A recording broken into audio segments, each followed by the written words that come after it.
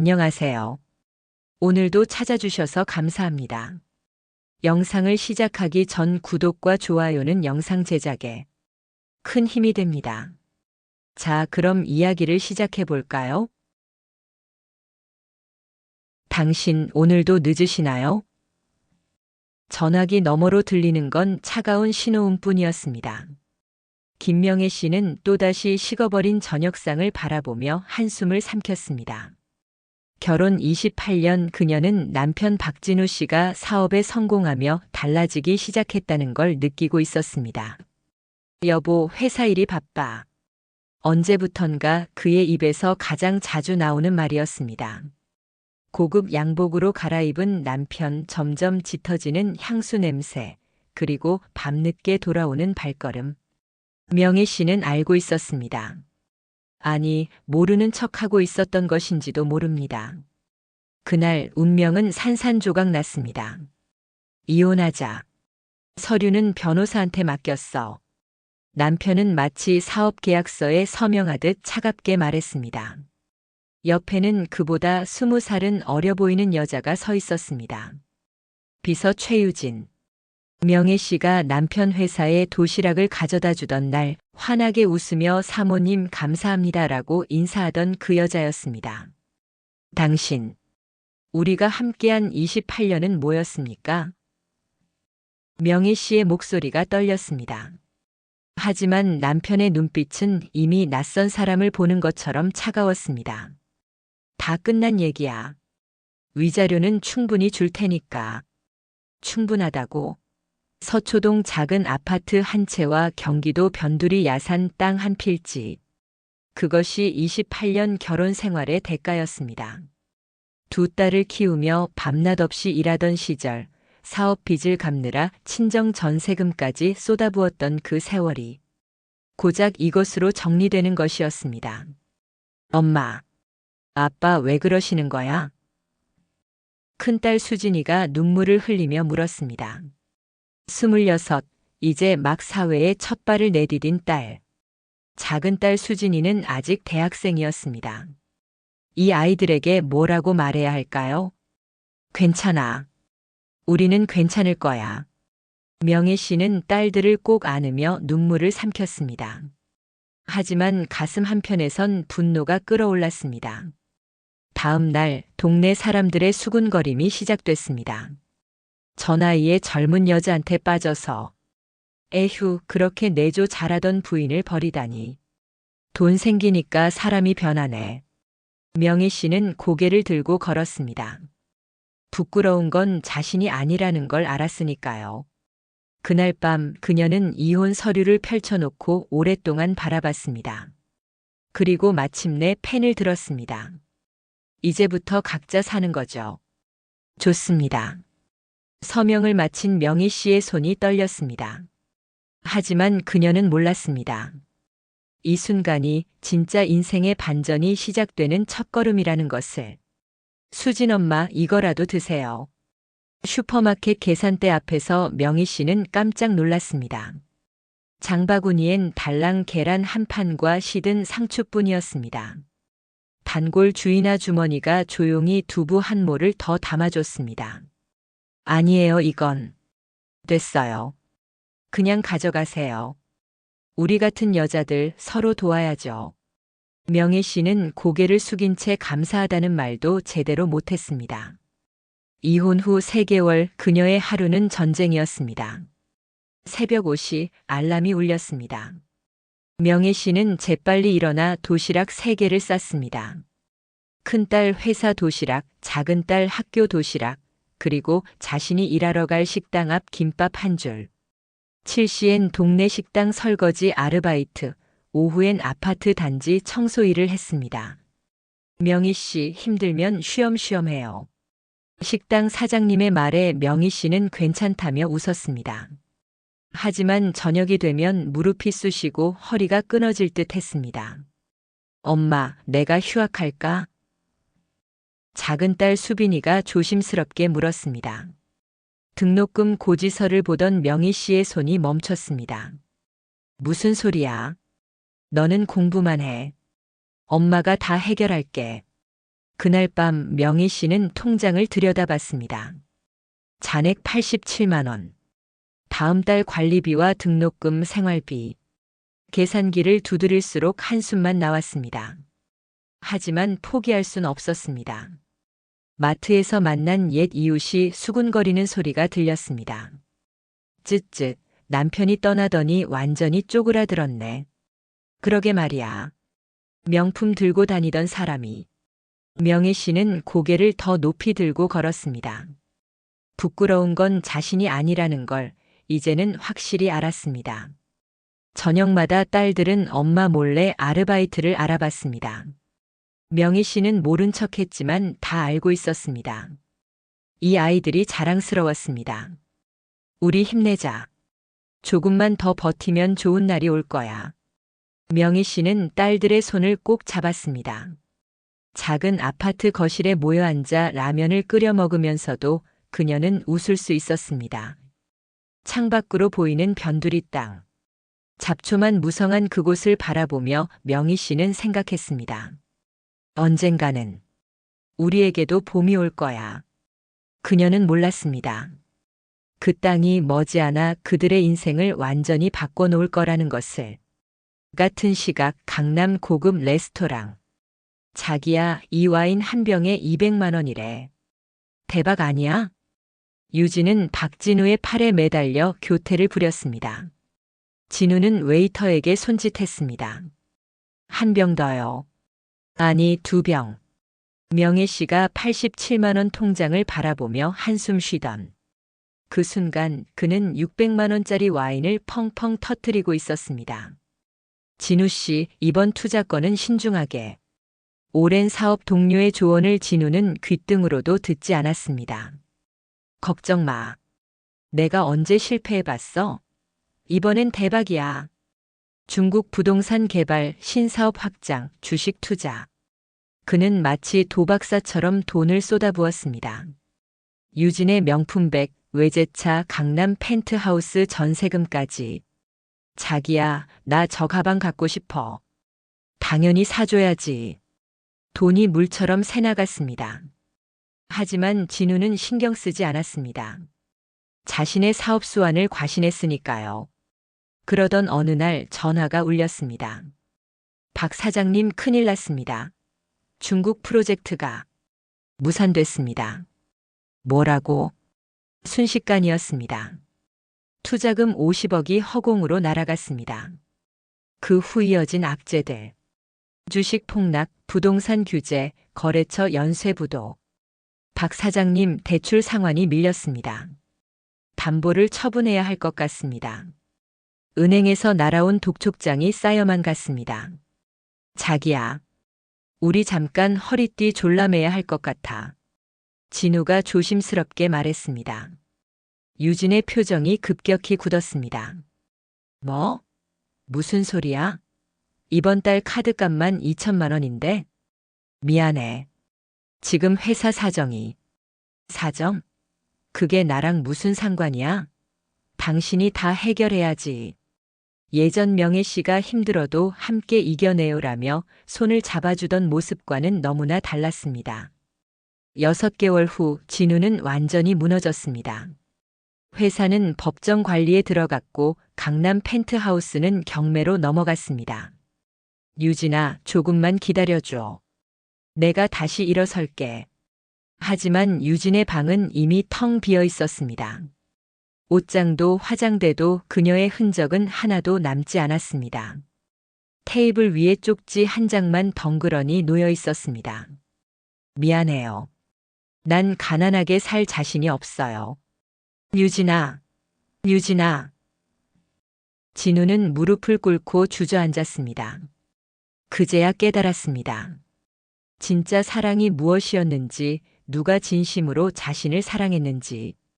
핸드폰을 꺼내 명희의 번호를 바라봤습니다. 하지만 전화를 걸 용기는 나지 않았습니다.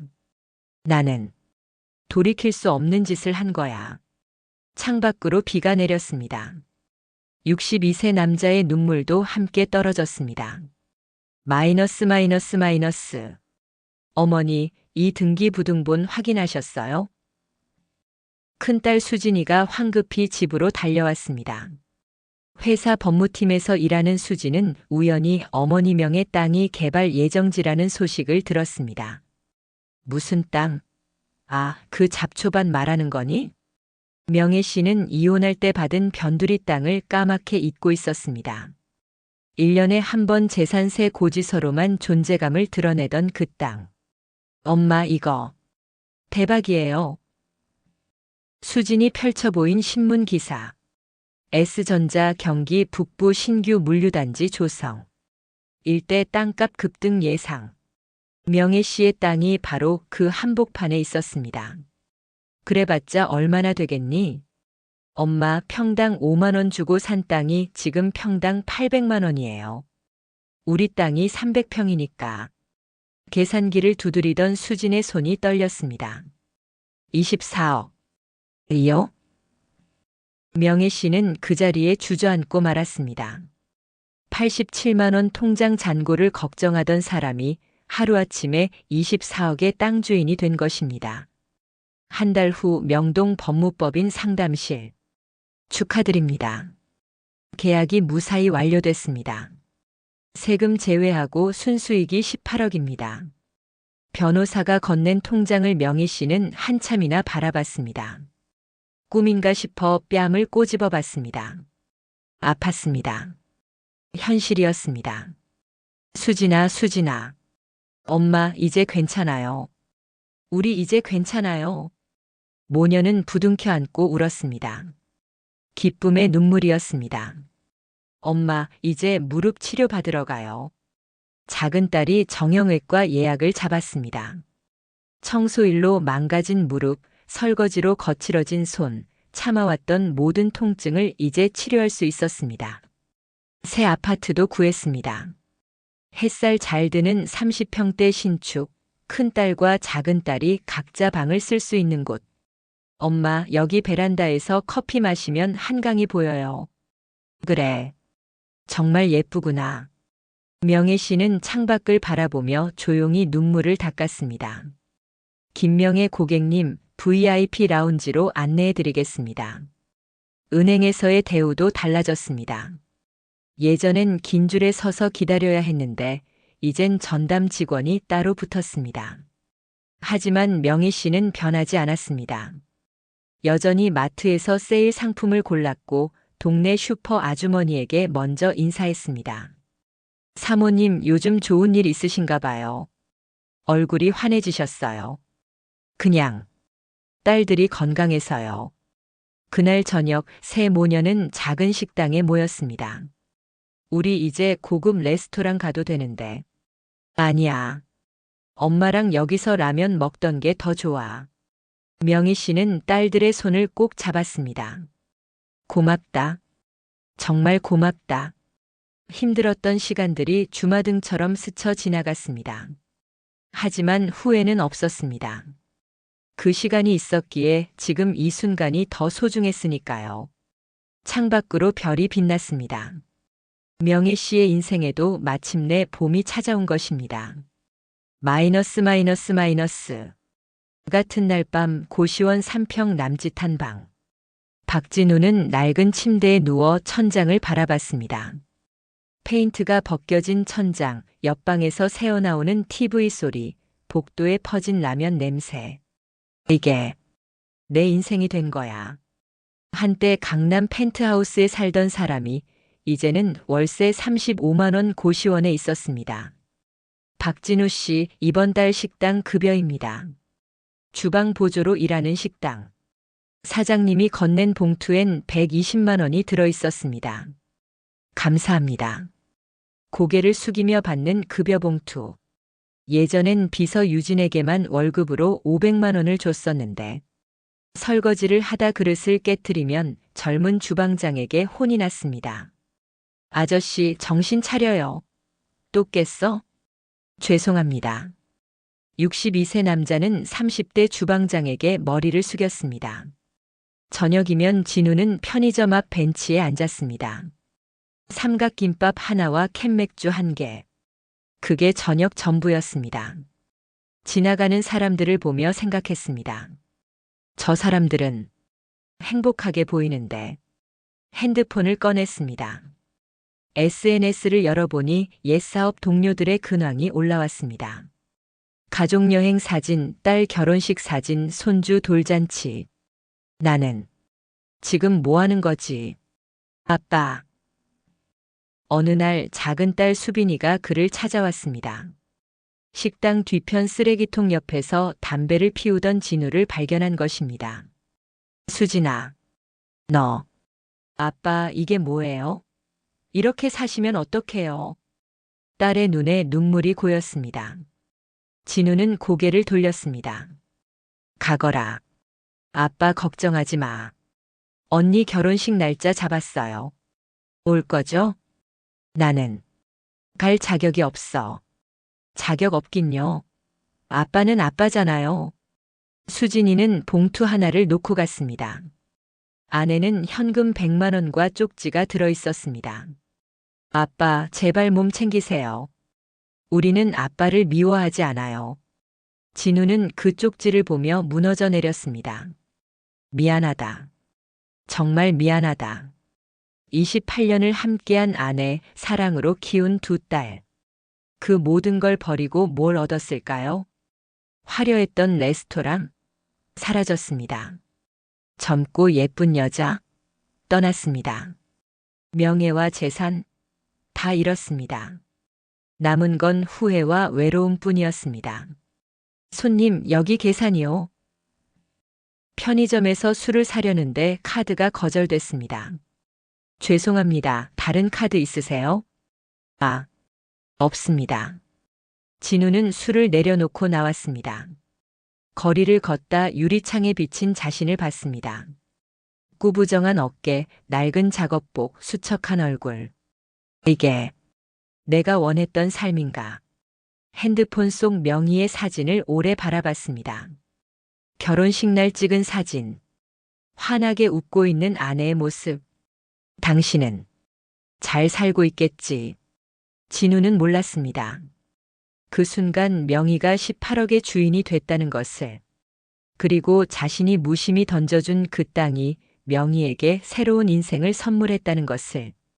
비가 내리기 시작했습니다. 진우는 고시원으로 돌아가는 발걸음을 옮겼습니다. 쓸쓸한 뒷모습만이 빗속에 남았습니다. 마이너스 마이너스 마이너스. 6개월 후 큰딸 수진의 결혼식 날. 호텔 연회장은 화사한 꽃으로 가득했습니다. 명희 씨는 단정한 한복을 입고 딸의 손을 잡았습니다. 엄마 떨려요. 괜찮아. 엄마가 옆에 있잖아. 하객들이 하나둘 자리를 채웠습니다. 명희의 옛 이웃들도 왔습니다. 세상에, 김명애 씨 완전히 달라졌네. 그러게, 땅 팔아서 대박 났다던데.